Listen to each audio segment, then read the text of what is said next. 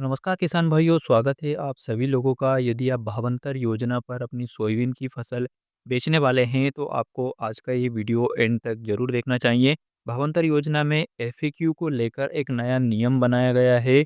जो एफएक्यू फसल की जो गुणवत्ता है उसको लेकर एक नया अपडेट आया है। 12% नमी वाली सोयाबीन को ही भावांतर पर खरीदा जाएगा, इस प्रकार की खबरें निकल कर आ रही है। इस पर सरकार का क्या कहना है? मुख्यमंत्री मोहन यादव ने भी हाल ही में एक वीडियो जारी किया है जिसमें उन्होंने एफएक्यू को लेकर एक बड़ी बात कही है। और एक तरह से मुख्यमंत्री ने स्पष्ट किया है कि किसानों को भावांतर योजना के अंतर्गत सोयाबीन फसल बेचने पर एफएक्यू की आवश्यकता नहीं है। आप अपनी मंडी में फसल डायरेक्ट ले जाकर बेच सकते हैं और भावांतर योजना का लाभ उठा सकते हैं। लेकिन आज इस वीडियो में हम आपको एफएक्यू से जुड़ी एक बड़ी बात ही बताने वाले हैं, एक बड़ी बात जिसके बारे में सभी सोयाबीन किसानों को पता होना चाहिए। अगर आप मंडी में भावांतर योजना के तहत सोयाबीन की फसल बेचना चाहते हैं तो आज के इस वीडियो को एंड तक देखिएगा और जो बातें हम बता रहे हैं उसको ध्यान से समझ लीजिएगा। अभी तक आपने चैनल सब्सक्राइब नहीं किया है तो इस वीडियो के नीचे आपको एक छोटा-सा सब्सक्राइब बटन दिख जाएगा, उसको दबाकर चैनल भी सब्सक्राइब कर लीजिए ताकि आगे की महत्वपूर्ण अपडेट्स आपको वीडियो के माध्यम से मिल सके। भावांतर योजना मध्य प्रदेश में शुरू हो चुकी है। जैसा कि आपको पता है 24 अक्टूबर से इस योजना के लिए मध्य प्रदेश की तमाम मंडियों में खरीदी शुरू हो चुकी है, जो कि 15 जनवरी 2025-26 तक चलने वाली है। आप 24 अक्टूबर से 15 जनवरी 2026 तक इस योजना का लाभ उठा सकते हैं। इस योजना में किसानों को जो पैसा मिलने वाला है, वो पैसा आपको डीबीटी के माध्यम से 7 नवंबर के दिन से भेजना सरकार शुरू करेगी। यानी कि अभी आप यदि भावांतर योजना पर अपनी फसल को बेचते हैं, तो ये पैसा आपके खाते में अभी नहीं आएगा। ये पैसा आपको 7 तारीख के बाद से मिलना शुरू होगा। भावांतर के अंतर्गत जो मॉडल रेट सरकार तय करेगी, जिसके आधार पर ही किसानों को प्रति कुंटल भावांतर का पैसा भेजा जाएगा। तो अभी किसानों को मॉडल रेट के बारे में जानकारी नहीं दी जा रही है, क्योंकि मॉडल रेट जो तय होगा, वो पहला मॉडल रेट मध्य प्रदेश की सभी मंडियों के एवरेज सोयाबीन के भाव को देखकर निकाला जाएगा, जो कि 7 नवंबर से आपको पता चलेगा।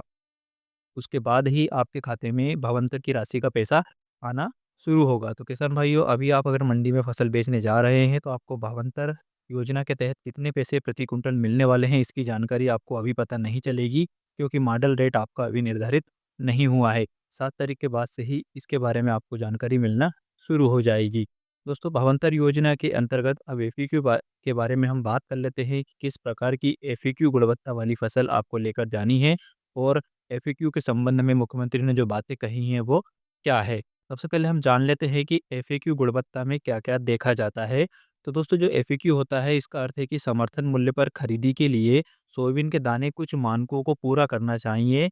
इस मानकों में आता है कि नमी 12% से अधिक नहीं होनी चाहिए।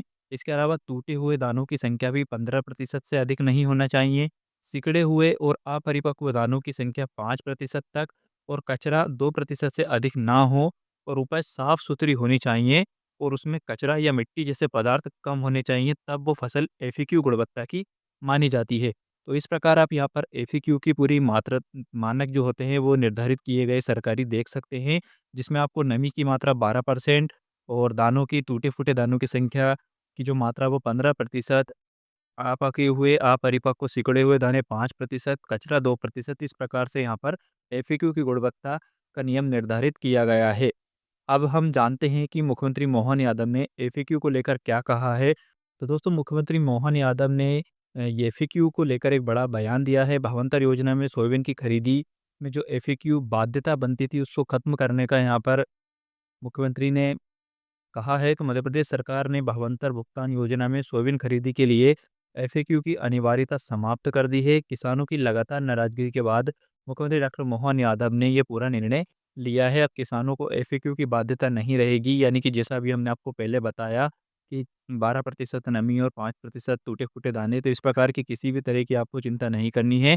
अब मुख्यमंत्री के बयान के बाद एफएक्यू की झंझट खत्म हो चुकी है।